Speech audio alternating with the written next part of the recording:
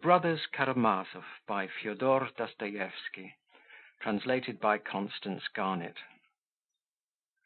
Book 11, Chapter 8. The third and last interview with Smerdyakov. When he was halfway there, the keen, dry wind that had been blowing early that morning rose again, and a fine, dry snow began falling thickly. It did not lie on the ground, but was whirled about by the wind, and soon there was a regular snowstorm. There were scarcely any lamp-posts in the part of the town where Smerdyakov lived. Ivan strode alone in the darkness, unconscious of the storm, instinctively picking out his way. His head ached, and there was a painful throbbing in his temples. He felt that his hands were twitching convulsively. Not far from Maria Kondratyevna's cottage, Ivan suddenly came upon a solitary, drunken little peasant. He was wearing a coarse and patched coat and was walking in zigzags, grumbling and swearing to himself. Then suddenly he would begin singing in a husky, drunken voice. "Ah, Vanka's gone to Petersburg. I won't wait till he comes back." But he broke off every time at the second line and began swearing again. Then he would begin the same song again. Ivan felt an intense hatred for him before he had thought about him at all. Suddenly he realized his presence and felt an irresistible impulse to knock him down. At that moment they met, and the peasant, with a violent lurch, fell full tilt against Ivan, who pushed him back furiously. The peasant went flying backwards and fell like a log on the frozen ground. He uttered one plaintive "oh, oh," and then was silent. Ivan stepped up to him. He was lying on his back without movement or consciousness. He will be frozen, thought Ivan, and he went on his way to Smerdyakov's. In the passage, Maria Kondratyevna, who ran out to open the door with a candle in her hand, whispered that Smerdyakov was very ill. "It's not that he's laid up, but he seems not himself, and he even told us to take the tea away, he wouldn't have any." "Why, does he make a row?" asked Ivan coarsely. "Oh dear, no, quite the contrary, he's very quiet. Only please don't talk to him too long," Maria Kondratyevna begged him. Ivan opened the door and stepped into the room.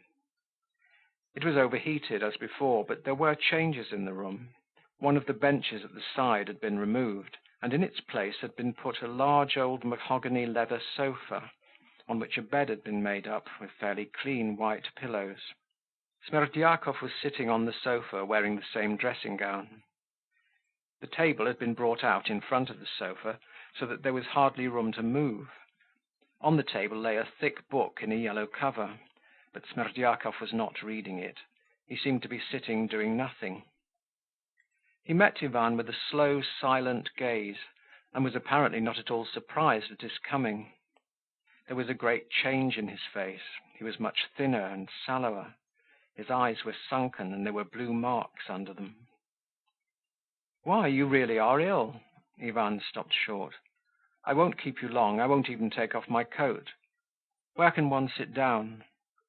He went to the other end of the table, moved up a chair, and sat down on it. "Why do you look at me without speaking? We only come with one question, and I swear I won't go without an answer.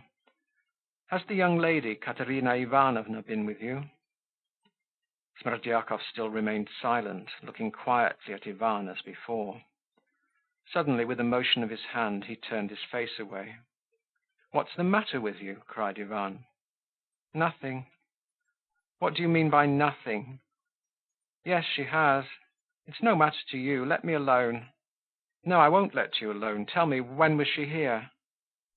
"Why, I'd quite forgotten about her," said Smerdyakov with a scornful smile, and turning his face to Ivan again, he stared at him with a look of frenzied hatred, the same look he had fixed on him at their last interview a month before.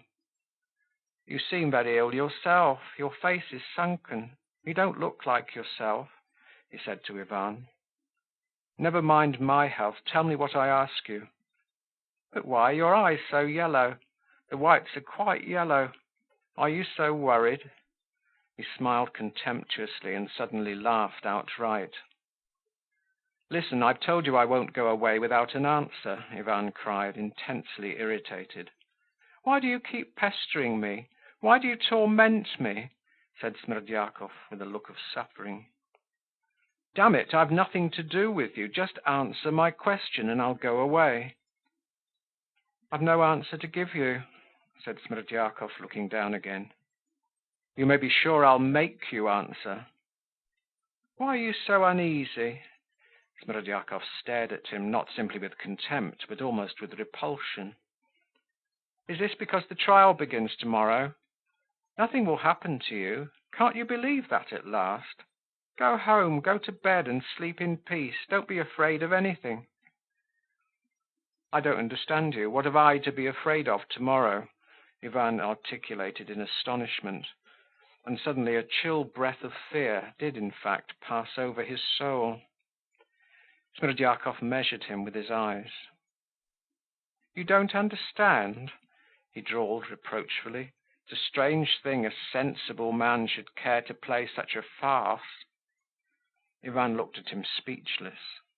The startling, incredibly supercilious tone of this man, who had once been his valet, was extraordinary in itself. He had not taken such a tone even at their last interview. "I tell you, you've nothing to be afraid of. I won't say anything about you. There's no proof against you. I say, how your hands are trembling. Why are your fingers moving like that? Go home, you did not murder him." Ivan started. He remembered Alyosha. "I know it was not I," he faltered. "Do you?" Smerdyakov caught him up again. Ivan jumped up and seized him by the shoulder.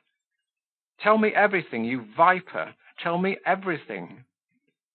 Smerdyakov was not in the least scared. He only riveted his eyes on Ivan with insane hatred. "Well, it was you who murdered him, if that's it," he whispered furiously. Ivan sank back on his chair as though pondering something. He laughed malignantly. "You mean my going away? What you talked about last time?" "You stood before me last time and understood it all, and you understand it now." "All I understand is that you are mad." "Aren't you tired of it? Here we are face to face. What's the use of going on keeping up a farce to each other? Are you still trying to throw it all on me, to my face? You murdered him. You are the real murderer. I was only your instrument, your faithful servant, and it was following your words I did it." "Did it? Why, did you murder him?" Ivan turned cold. Something seemed to give way in his brain, and he shuddered all over with a cold shiver. Then Smerdyakov himself looked at him wonderingly.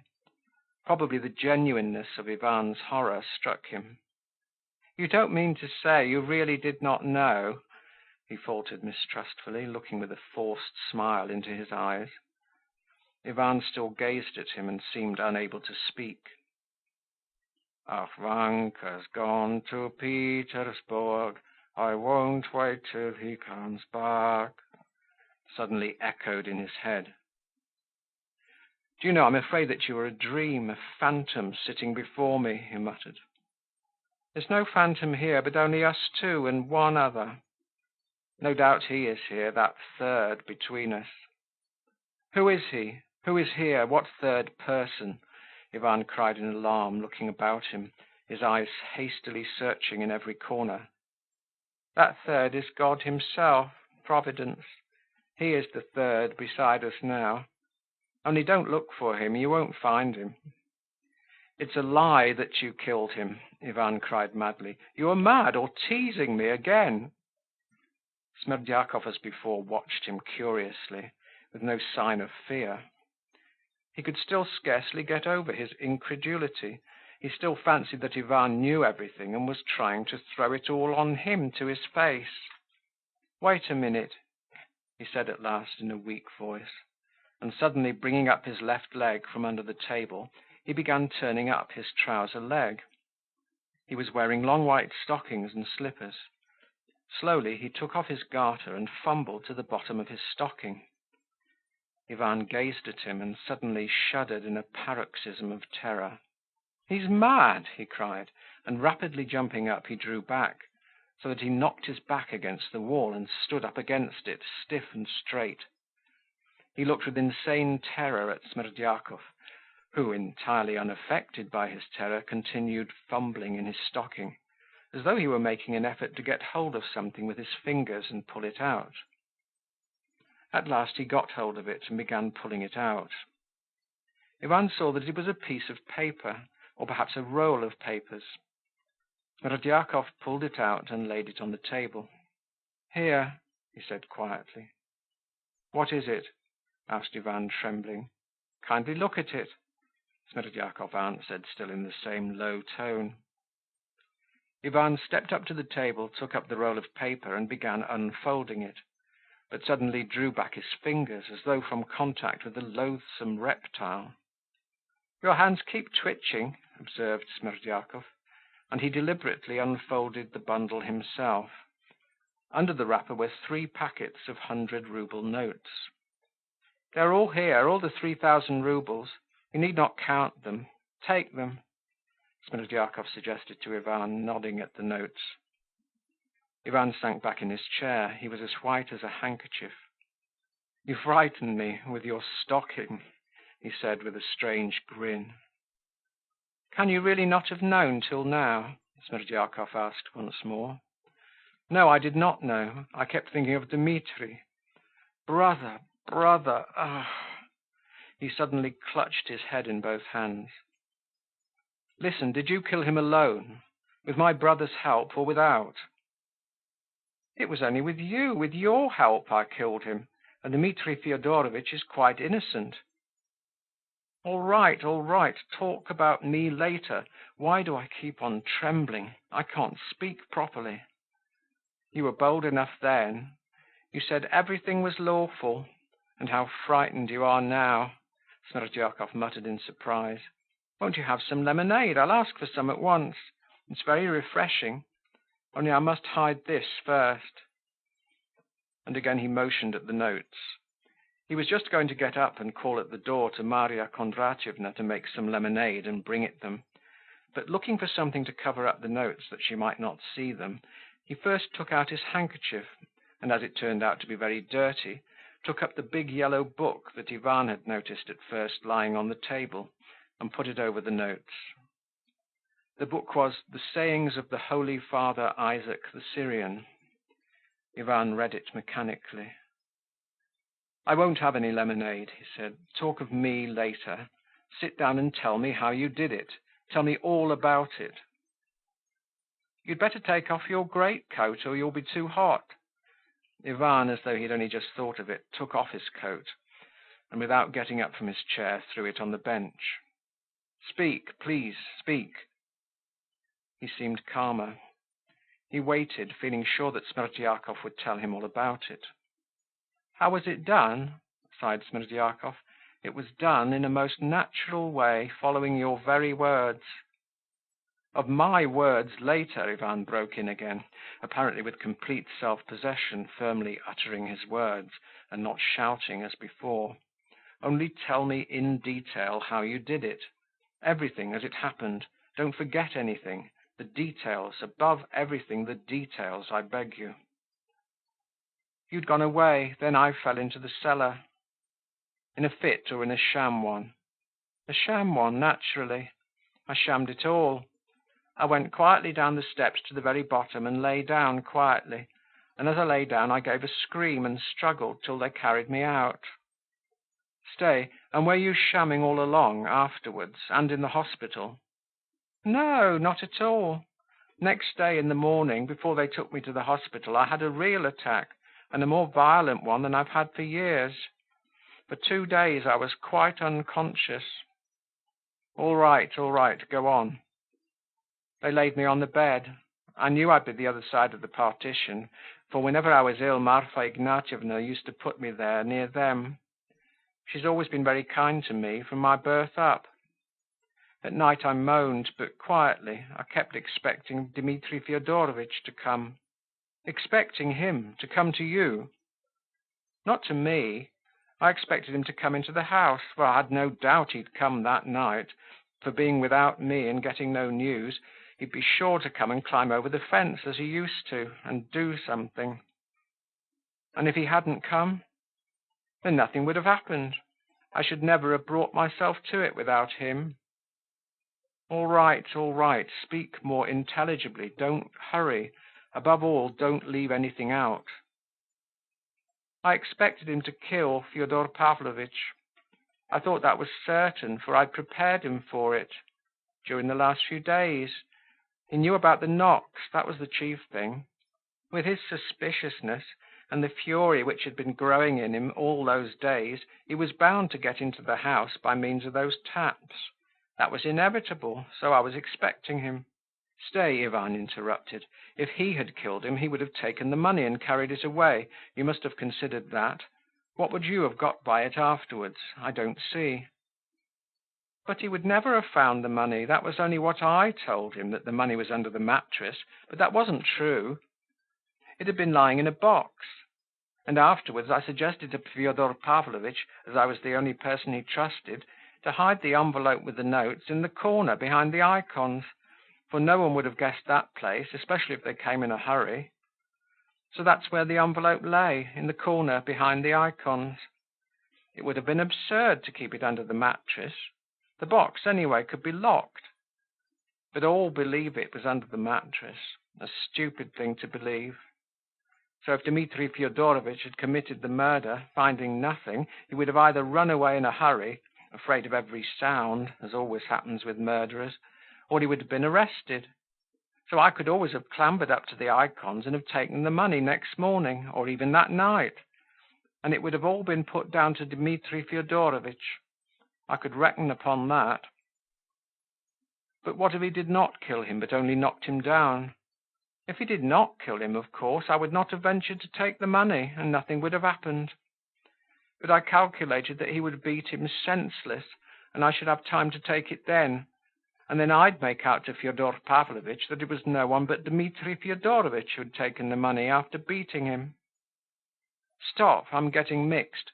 Then it was Dmitri, after all, who killed him. You only took the money. No, he didn't kill him. Well, I might as well have told you now that he was the murderer. But I don't want to lie to you now, because if you really haven't understood till now, as I see for myself, and are not pretending so as to throw your guilt on me to my very face, you are still responsible for it all, since you knew of the murder and charged me to do it, and went away knowing all about it. And so I want to prove to your face this evening that you are the only real murderer in the whole affair, and I am not the real murderer, though I did kill him. You are the rightful murderer. Why am I a murderer? Oh, God! Ivan cried, unable to restrain himself at last, and forgetting that he had put off discussing himself till the end of the conversation. You still mean that Tchermashnya? Stay, tell me, why did you want my consent, if you really took Tchermashnya for consent? How will you explain that now? Assured of your consent, I should have known that you wouldn't have made an outcry over those 3,000 being lost, even if I'd been suspected instead of Dmitri Fyodorovitch, or as his accomplice. On the contrary, you would have protected me from others. And when you got your inheritance, you would have rewarded me when you were able, all the rest of your life. For you'd have received your inheritance through me, seeing that if he had married Agrafena Alexandrovna, you wouldn't have had a farthing. Ah, then you intended to worry me all my life afterwards, snarled Ivan. And what if I hadn't gone away then, but had informed against you? What could you have informed? That I persuaded you to go to Tchermashnya? That's all nonsense. Besides, after our conversation, you would either have gone away or have stayed. If you had stayed, nothing would have happened. I should have known that you didn't want it done and should have attempted nothing. As you went away, it meant you assured me that you wouldn't dare to inform against me at the trial, and that you'd overlook my having the 3,000. And indeed, you couldn't have prosecuted me afterwards, because then I should have told it all in the court. That is, not that I'd stolen the money or killed him, I shouldn't have said that, but that you'd put me up to the theft and the murder, though I didn't consent to it. That's why I needed your consent, so that you couldn't have cornered me afterwards, for what proof could you have had? I could always have cornered you, revealing your eagerness for your father's death. And I tell you, the public would have believed it all, and you would have been ashamed for the rest of your life. Was I then so eager? Was I? Ivan snarled again. To be sure you were, and by your consent you silently sanctioned my doing it. Smerdyakov looked resolutely at Ivan. He was very weak and spoke slowly and wearily, but some hidden inner force urged him on. He evidently had some design. Ivan felt that. Go on, he said. Tell me what happened that night. What more is there to tell? I lay there and I thought I heard the master shout. And before that, Grigory Vasilievich had suddenly got up and came out, and he suddenly gave a scream, and then all was silence and darkness. I lay there waiting, my heart beating. I couldn't bear it. I got up at last, went out. I saw the window open on the left into the garden, and I stepped to the left to listen whether he was sitting there alive, and I heard the master moving about, sighing, so I knew he was alive. Ugh, I thought. I went to the window and shouted to the master, "It's I." And he shouted to me, he's run away." He meant Dmitri Fyodorovitch had been. "He's killed Grigory." "Where?" I whispered. "There in the corner," he pointed. He was whispering too. "Wait a bit," I said. I went to the corner of the garden to look, and there I came upon Grigory Vasilievich lying by the wall, covered with blood, senseless. So it's true that Dmitri Fyodorovitch has been here, was the thought that came into my head. And I determined on the spot to make an end of it, as Grigory Vasilievich, even if he were alive, would see nothing of it, as he lay there senseless. The only risk was that Marfa Ignatyevna might wake up. I felt that at the moment, but the longing to get it done came over me till I could scarcely breathe. I went back to the window to the master and said, "She's here, she's come. Agrafena Alexandrovna has come, wants to be let in." And he started like a baby. "Where is she?" he fairly gasped, but couldn't believe it. "She's standing there," said I, "open." He looked out of the window at me, half believing and half distrustful, but afraid to open. Why, he is afraid of me now, I thought, and it was funny. I bethought me to knock on the window frame, those taps we'd agreed upon as a signal that Grushenka had come, in his presence, before his eyes. He didn't seem to believe my word, but as soon as he heard the taps, he ran at once to open the door. He opened it. I would have gone in, but he stood in the way to prevent me passing. "Where is she? Where is she?" He looked at me all of a tremble. Well, thought I, if he's so frightened of me as all that, it's a bad lookout. And my legs went weak with fright that he wouldn't let me in, or would call out, or Marfa Ignatyevna would run up, or something else might happen. I don't remember now, but I must have stood pale, facing him. I whispered to him, "Why, she's there, under the window. How is it you don't see her?" I said. "Bring her then, bring her." "She's afraid," said I. "She was frightened at the noise. She's hidden in the bushes. Go and call to her yourself from the study." He ran to the window, put the candle in the window. "Grushenka," he cried. "Grushenka, are you here?"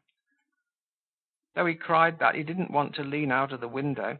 He didn't want to move away from me, for he was panic-stricken. He was so frightened he didn't dare to turn his back on me. "Why, here she is," said I. I went up to the window and leaned right out of it. "Here she is, she's in the bush, laughing at you. Don't you see her?" He suddenly believed it. He was all of a shake. He was awfully crazy about her. And he leaned right out of the window. I snatched up that iron paperweight from his table. Do you remember, weighing about 3 pounds? I swung it and hit him on the top of the skull with the corner of it. He didn't even cry out. He only sank down suddenly, and I hit him again, and a third time. And the third time I knew I'd broken his skull. He suddenly rolled on his back, face upwards, covered with blood. I looked round. There was no blood on me, not a spot. I wiped the paperweight, put it back, went up to the icons, took the money out of the envelope and flung the envelope on the floor and the pink ribbon beside it. I went out into the garden, all of a tremble, straight to the apple tree with a hollow in it. You know that hollow. I'd marked it long before and put a rag and a piece of paper ready in it. I wrapped all the notes in the rag and stuffed it deep down in the hole. And there it stayed for over a fortnight. I took it out later when I came out of the hospital. I went back to my bed, lay down and thought, if Grigory Vasilievich has been killed outright, it may be a bad job for me. But if he is not killed and recovers, it will be first rate, for then he'll bear witness that Dmitri Fyodorovitch has been here, and so he must have killed him and taken the money. Then I began groaning with suspense and impatience, so as to wake Marfa Ignatyevna as soon as possible. At last she got up and she rushed to me, but when she saw Grigory Vasilievich was not there, she ran out, and I heard her scream in the garden, and that set it all going and set my mind at rest. He stopped. Ivan had listened all the time in dead silence, without stirring or taking his eyes off him. As he told his story, Smerdyakov glanced at him from time to time, but for the most part kept his eyes averted. When he had finished, he was evidently agitated and was breathing hard. The perspiration stood out on his face, but it was impossible to tell whether it was remorse he was feeling or what. "Stay," cried Ivan, pondering. "What about the door? If he only opened the door to you, how could Grigory have seen it opened before? For Grigory saw it before you went." It was remarkable that Ivan spoke quite amicably, in a different tone, not angry as before. So if anyone had opened the door at that moment and peeped in at them, he would certainly have concluded that they were talking peaceably about some ordinary, though interesting subject. "As for that door and having seen it open, that's only his fancy," said Smerdyakov with a wry smile. "He's not a man, I assure you, but an obstinate mule. He didn't see it, but fancied he'd seen it, and there's no shaking him. It's just our luck that he took that notion into his head, for they can't fail to convict Dmitri Fyodorovitch after that." "Listen," said Ivan, beginning to seem bewildered again, and making an effort to grasp something. "Listen, there are a lot of questions I want to ask you, but I forget them.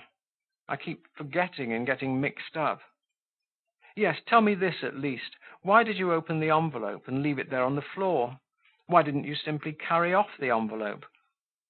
When you were telling me, I thought you spoke about it as though it were the right thing to do. But why, I can't understand. I did that for a good reason. For if a man had known all about it, as I did, for instance, if he'd seen those notes before, and perhaps had put them in that envelope himself, and had seen the envelope sealed up and addressed with his own eyes, if such a man had done the murder, what should have made him tear open the envelope afterwards, especially in such desperate haste, since he'd know for certain the notes must be in the envelope? No, if the robber had been someone like me, he'd simply have put the envelope straight in his pocket and got away with it as fast as he could. But it'd be quite different with Dmitri Fyodorovitch. He only knew about the envelope by hearsay. He'd never seen it, and if he'd found it, for instance, under the mattress, he'd have torn it open as quickly as possible to make sure the notes were in it, and he'd have thrown the envelope down without having time to think that it would be evidence against him. Because he was not an habitual thief and had never directly stolen anything before, for he is a gentleman born, and if he did bring himself to steal, it would not be regular stealing, but simply taking what was his own, for he'd told the whole town he meant to before, and had even bragged aloud before everyone that he'd go and take his property from Fyodor Pavlovitch. I didn't say that openly to the prosecutor when I was being examined, but quite the contrary. I brought him to it by a hint, as though I didn't see it myself, and as though he'd thought of it himself and I hadn't prompted him, so that Mr. Prosecutor's mouth positively watered at my suggestion. But can you possibly have thought of all that on the spot? Cried Ivan, overcome with astonishment. He looked at Smerdyakov again with alarm. Mercy on us, could anyone think of it all in such a desperate hurry? It was all thought out beforehand." "Well, well, it was the devil helped you," Ivan cried again. "No, you are not a fool. You are far cleverer than I thought." He got up, obviously intending to walk across the room. He was in terrible distress. But as the table blocked his way, and there was hardly room to pass between the table and the wall, he only turned round where he stood and sat down again. Perhaps the impossibility of moving irritated him, as he suddenly cried out almost as furiously as before. "Listen, you miserable, contemptible creature. Don't you understand that if I haven't killed you, it's simply because I'm keeping you to answer tomorrow at the trial? God sees," Ivan raised his hand, "perhaps I too was guilty. Perhaps I really had a secret desire for my father's death. But I swear I was not as guilty as you think, and perhaps I didn't urge you on at all. No, no, I didn't urge you on. But no matter, I will give evidence against myself tomorrow at the trial. I'm determined to. I shall tell everything, everything. But we'll make our appearance together. Whatever you may say against me at the trial, whatever evidence you give, I'll face it. I'm not afraid of you. I'll confirm it all myself. But you must confess too. You must, you must. We'll go together. That's how it shall be." Ivan said this solemnly and resolutely, and from his flashing eyes alone it could be seen that it would be so. "You are ill, I see. You are quite ill. Your eyes are yellow," Smerdyakov commented without the least irony, with apparent sympathy, in fact. "We'll go together," Ivan repeated, "and if you won't go, no matter, I'll go alone." Smerdyakov paused as though pondering. "There'll be nothing of the sort, and you won't go," he concluded at last positively. "You don't understand me," Ivan exclaimed reproachfully. "You'll be much too ashamed if you confess it all. And what's more, it'll be no use at all, for I shall say straight out that I never said anything of the sort to you, and that you're either ill, and it looks like it too, or that you're so sorry for your brother that you're sacrificing yourself to save him, and have invented it all against me, for you've always thought no more of me than if I'd been a fly.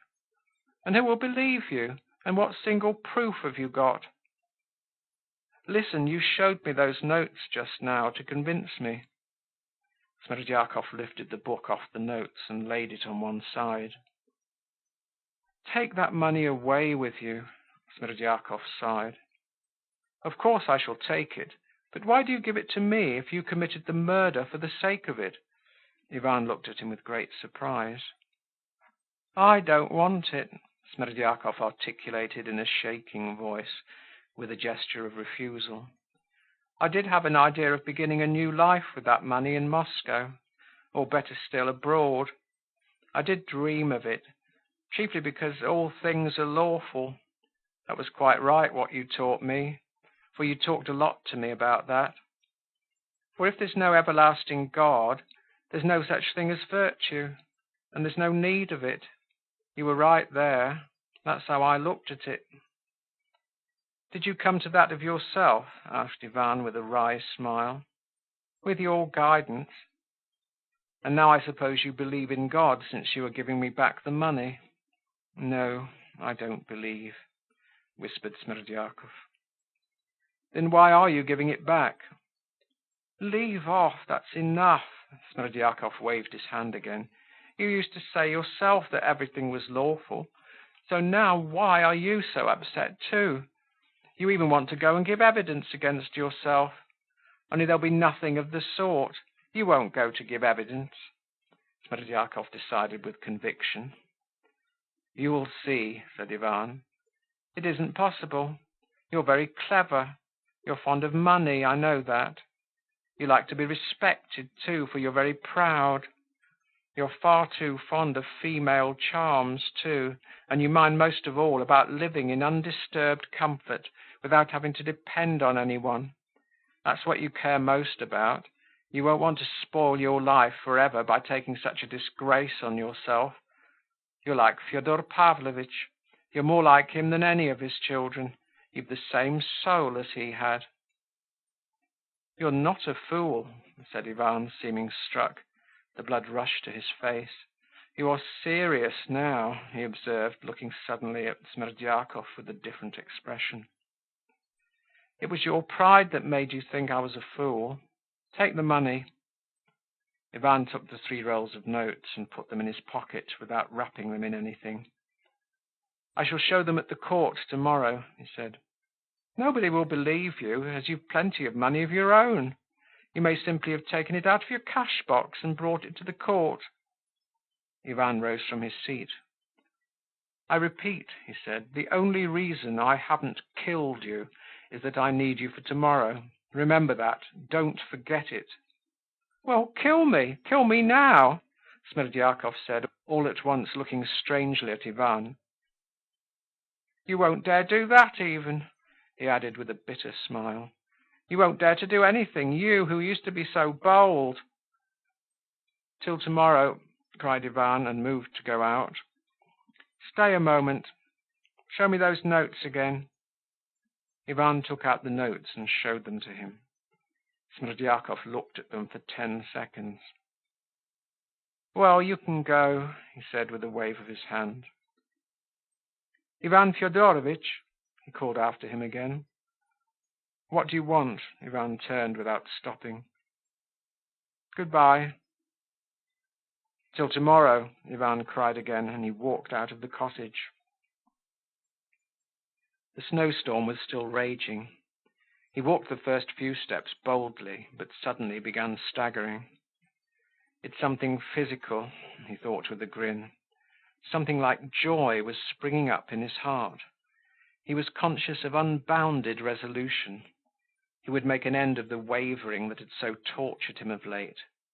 His determination was taken, and now it will not be changed, he thought with relief.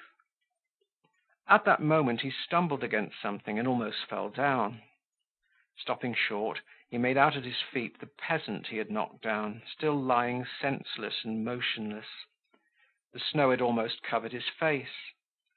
Ivan seized him and lifted him in his arms. Seeing a light in the little house to the right, he went up, knocked at the shutters, and asked the man to whom the house belonged to help him carry the peasant to the police station, promising him 3 roubles. The man got ready and came out. I won't describe in detail how Ivan succeeded in his object, bringing the peasant to the police station and arranging for a doctor to see him at once, providing with a liberal hand for the expenses.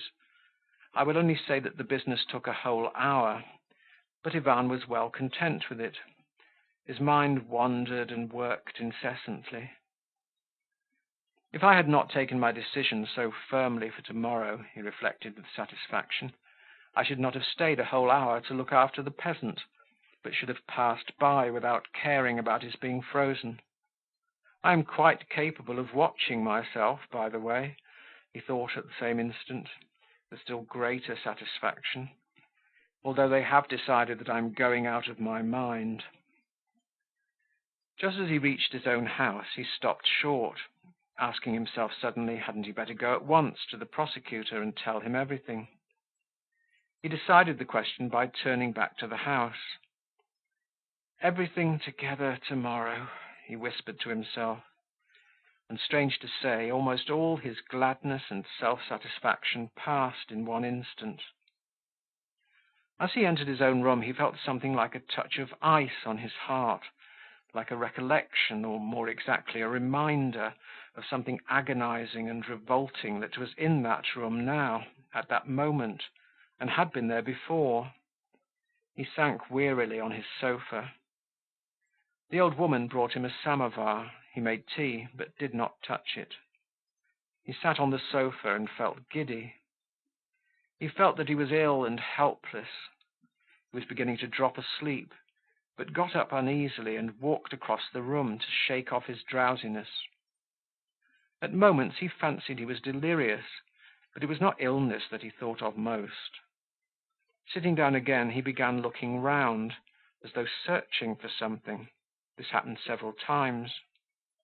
At last his eyes were fastened intently on one point. Ivan smiled, but an angry flush suffused his face, He sat a long time in his place, his head propped on both arms, though he looked sideways at the same point, at the sofa that stood against the opposite wall. There was evidently something, some object that irritated him there, worried him and tormented him. End of chapter 8 of book 11.